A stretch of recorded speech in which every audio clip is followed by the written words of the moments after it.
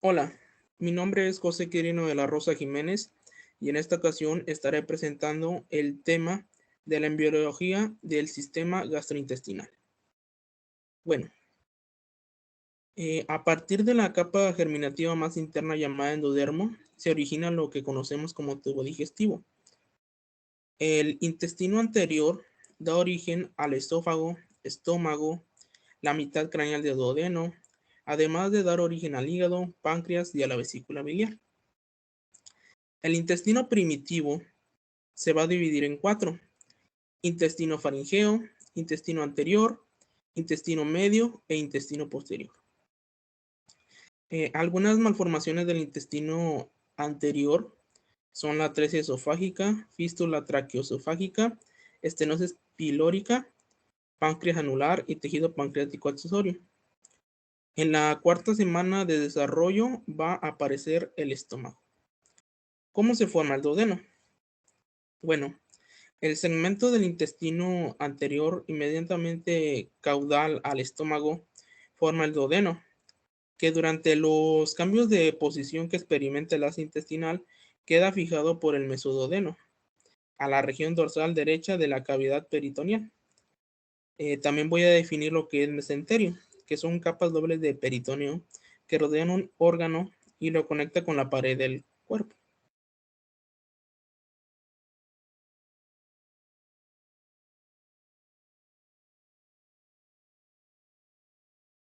A medida que el bebé se desarrolla entre las semanas 6 y 10 del embarazo, sus intestinos se hacen más largos y se expanden fuera del abdomen al cordón umbilical. Con esto me refiero a la edad gestacional a la cual aparece el estómago. La atresia esofágica es una anomalía congénita. Esto significa que ocurre antes del nacimiento. Existen varios tipos. En la mayoría de los casos, la parte superior del esófago termina y no se conecta con su parte inferior ni con el estómago. Las estructuras anatómicas que derivan del intestino medio son el duodeno, el yeyuno y parte del ilion, además del ciego, apéndice, colon ascendente y dos terceras partes proximales de colon transverso. Algunas malformaciones del intestino medio son el divertículo de Meckel, quiste vitelino, fístula vitelina, onfalocele y vólvulo. La irrigación del intestino medio está encargada por la arteria mesentérica superior.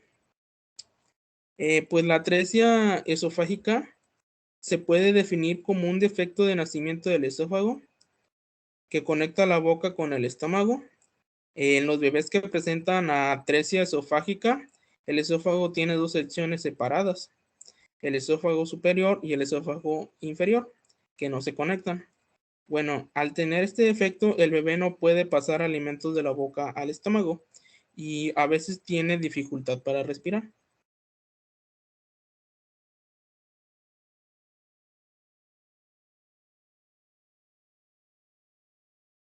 Bueno, la estenosis esofágica está definida como disminución de la luz esofágica, que presenta como síntoma predominante la disfagia, que impide una adecuada alimentación del paciente, condicionándolo a la desnutrición, tanto en la población adulta como en la infantil.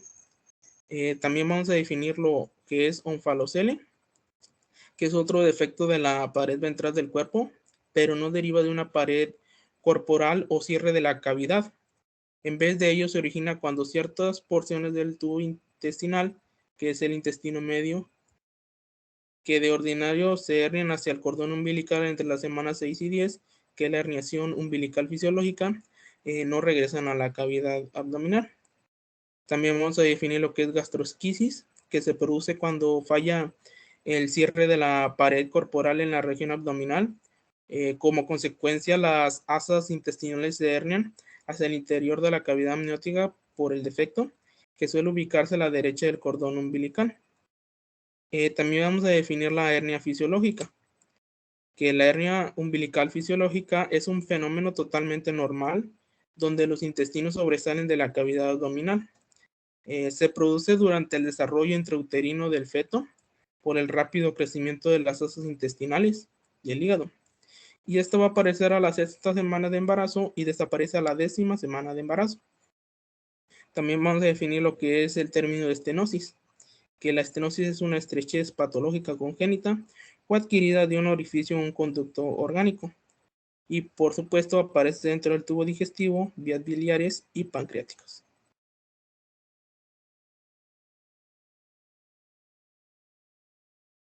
Y bueno, el páncreas se va a formar embriológicamente a través del intestino anterior, que del cual se va a derivar, y se forma a partir del concurso de dos esbozos endodérmicos, uno que nace en la parte dorsal del duodeno y otro que surge de su porción ventral.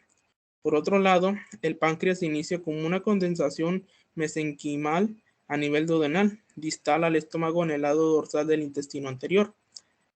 Al poco tiempo de la formación de dicha condensación, aproximadamente en el día 26 de gestación, el endodermo evagina de dicha condensación. Bueno, los islotes de Langerhans se van a desarrollar del tejido parenquimatoso al tercer mes.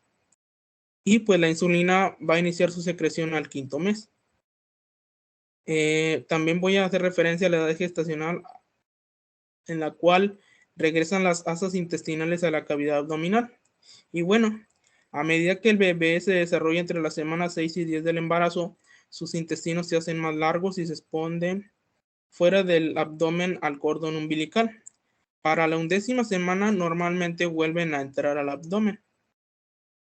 Y bueno, también vamos a explicar un poco del síndrome de dificultad respiratoria, que ocurre cuando se acumula líquido en los sacos de aire elásticos y diminutos, que son los alvéolos de los pulmones. El líquido impide que los pulmones se llenen con suficiente aire y por lo tanto llega menos oxígeno al torrente sanguíneo. También vamos a hacer mención de la irrigación del intestino posterior, la cual está encargada por la arteria mesentérica inferior. Las estructuras anatómicas que derivan del intestino posterior son una tercera parte distal del colon transverso, colon descendente, colon sigmoides, recto, porción superior del conducto anal, el revestimiento interno de la mucosa vesical y la uretra, y algunas malformaciones del intestino posterior son atresias y fístulas rectoanales, ano imperforado y megacolon aganglionar.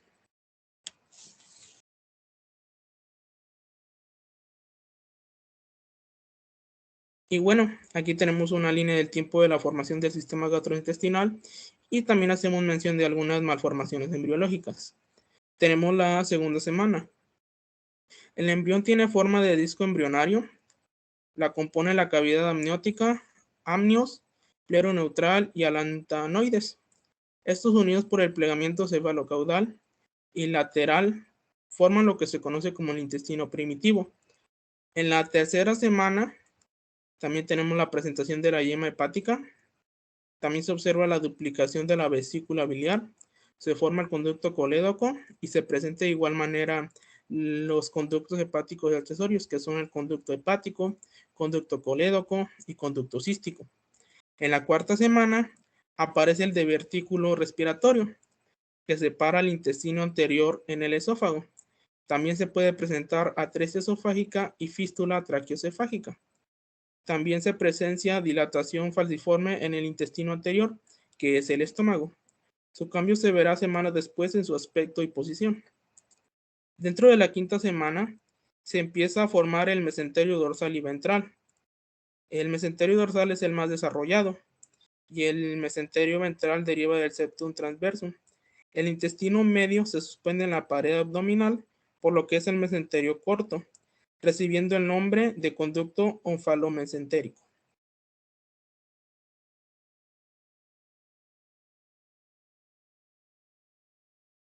En la siguiente diapositiva, que pues es nuestra línea del tiempo, tenemos la 6ª semana. Aquí por el crecimiento del hígado la cavidad abdominal se vuelve pequeña, obligando a las asas intestinales a entrar en la cavidad extraembrionaria a través del cordón umbilical, conocido como hernia umbilical fisiológica. También se presenta la yema cecal y los conductos pancreáticos se fusionan. En la 7ª semana, la membrana cloacal se rompe formando la abertura ventral y la abertura anal. En esta semana se pueden presentar las fístulas y atresias rectoanales y el ano imperforado. En la 10ª semana, las asas intestinales que entraron a la cavidad abdominal comienzan a salir de la cavidad en esta semana. El hígado redujo su tamaño, lo que permitió que se salieran las asas intestinales, y su peso ahora es de aproximadamente el 10% de peso corporal. Y por último, tenemos el tercer mes. En el páncreas se forman los islotes de Langerhans. De las formaciones que se pueden presentar en este mes son rotación inversa del asa intestinal, onfalocele, gastrosquisis y también dando lugar a atresias y estenosis. Y por mi parte sería todo. Muchas gracias por la atención.